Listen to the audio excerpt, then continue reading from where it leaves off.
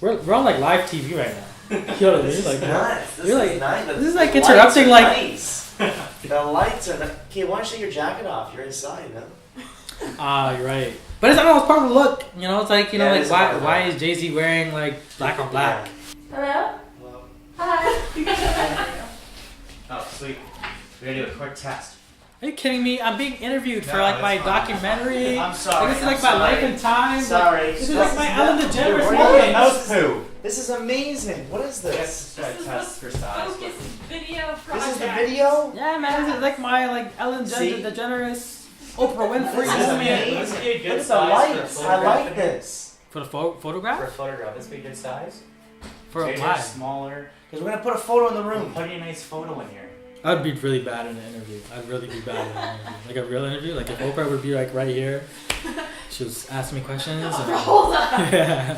Oprah, hold on. Let me deal with that. That's big. That's big. Have faith in yourself. I actually kind of like learned that from like you. And this is this is deep. But no, I can remember a specific time when it was like the end of the year.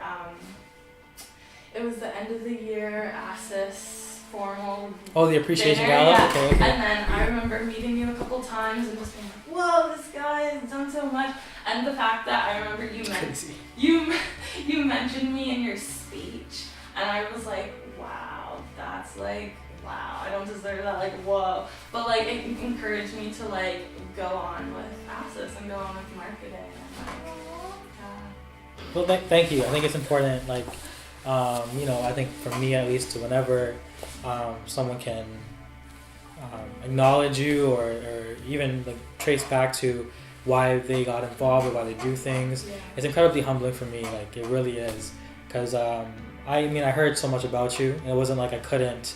Like there was like every time I talked to Ray or Nova, like every time they had meetings with me, they always say, oh, Willow is so great. They wish that, you know, they can't wait that when you step into the role, and I think it was really important for me to just make sure I make those connections with people, and people that I wouldn't get to meet, like even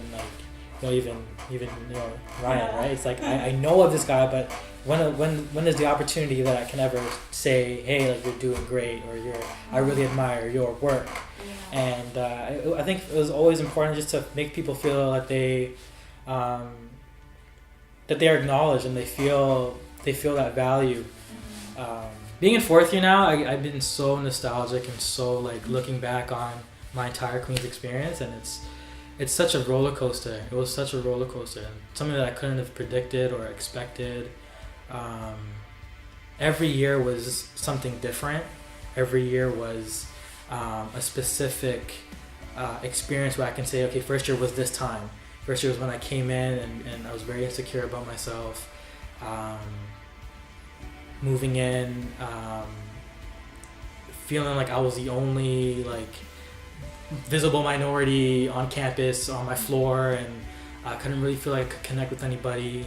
But I did meet, you know, great people in my clubs and especially on my floor. But that was a growing period. And the second year was me thinking, you know, why am I like it was coming back from the summertime, and I'm thinking, why am I coming back to Queens? Like I loved being at home, and but being a Gale, coming back and being a Gale was probably the one of the best experiences I've ever had, because it was better than Frosh Week. I was less awkward. I was a little bit more confident in who I was, and I loved Queens as a whole a little bit more than I did coming as a Frosh. Like, but second year was that year. I remember like it was like literally a crash and burn year. My mind just like boom, boom, boom, boom. When we can do just the simple things, like we can just sit back and or just stop for a minute and just think that this moment right here, right now is beautiful, and it's a moment that we can never take back. It was funny. I think I was listening or seeing or watching a video or something about someone just like literally just like on camera, just literally just he didn't say anything. He just Well, he was saying a bunch of things, but he stopped and he was like, that breath, I will never take back. I can never get that back. And you start thinking about these things, the things that we do, and the small things you'll never hear about, or things that you do, but you'll never like know that you did it. My good friends that I made here, I don't really get to see a lot because I'm so busy with like extracurricular stuff, my own projects, and but those are my really good friends that I made in first year in res, on my floor, and those are the first people who kind of like really took me in and really like say, you know, Lorenzo, like, you just be you. Don't try to fit anybody's mold of what someone should be like at Queens. And I was very down on that. Like, how come, like, I felt like I look around and like everybody was, I wasn't 6'5" and 6'6". I didn't have like flowy blonde hair. I couldn't grow any facial hair. I'm still trying to grow facial hair. Like, there's so many things. I'm looking at other people. I'm like, how come I'm not like, is that what I'm supposed to be like? Or I'm like, oh, is that like this macho guy? Like, I'm supposed to be that kind of guy for people to like me? And I was very like insecure about all these things. But those are the people that like really said, you know, Lorenzo, you just be yourself. We love you for who you are. And that's all I needed. That's all I needed from someone to tell me, just, Lorenzo, you're perfect the way you are. Just be yourself. And I kept hearing it, but I didn't really believe it until I had like this sort of like validation that, you know what, Lorenzo, like you did pretty good. Like, you, looking back, like it took me this long to really figure out like this is where you're supposed to be. This moment right here is where you're supposed to be. Well, I think it's the first part. I think it's what a lot of this is a lot of small things. It doesn't have to be big. I don't think love can be big. Love can hit you overwhelmingly. But I think the most powerful, like, I guess, say, impact of love is when it's the small, simple things. And I think we start focusing, when we start loving ourselves and loving others, is, I guess, by listening. I think listening is so big. I don't know how many times I can exhaust this idea of just to listen to each other, in a world where it's so, everybody wants to speak, everybody wants to like be noticed, be heard.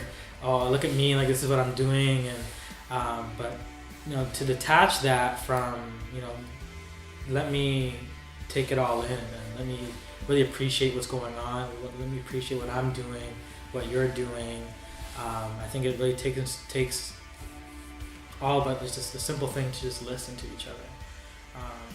And when we listen to the people who mean most to us, I think when I look back at a lot of times in my life, it's been listening to my close friends, friends from home, my family, people who will really love you and will always love you.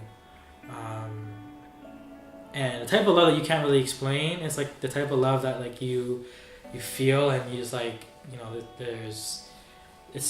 kind of feels like it's in your chest, it's in your throughout your entire body, and it kind of feels like it's so full. And that's why I think even the word fulfilling is so fulfilling. You know, I think it's like, it's when I hear the word fulfilling, it's just like, wow, like I feel good, because like, and I tie that with the ideas of love, and it's just like, but my friends, I never really got, like, I really kind of like drifted away. And one of my friends had a music recital, a graduating music recital, and I was at Isabel Center. I was trying to get there on time. I get there on time, but I can't find the theater. I've never really been there before, so I'm going in the wrong theaters, and I was late. But at the end, one of my other friends that was there supporting her, also on our floor, said, you know what, when you came in, I kind of gave myself like a yes, like he came, like a little, like, you know, because she knew that for me to be there for my other friend who was performing, it meant the world. And it was those small things, right? The small things that really impact people, like just being there, right? As a friend, just being there. You don't have to give her anything, buy anything, like say anything. Just being there, showing up that you support them, you love them, you take enough, you know, time of the day to think about them and say, hey, you know what, like, I'm here for you. And even just a small text message, like, you know, I'm sorry I couldn't, you know, make whatever, or lunch, dinner, breakfast, but I couldn't see you today, but or even a random day. I think just letting your friends know, people that you really care about, people you love, hey, like I'm thinking about you today, and I hope you're doing well. I think goes a long way. Like, it makes me happy just knowing that like I can do that, or someone can do that for me. It's super powerful, and you kind of want to just keep dishing that vibe out to people. Like, you know, when you receive love, there's nothing else you can do, but feel so overwhelmed. You're like, here, world, give it right back. You know, so small things. I think small acts of love go a long way.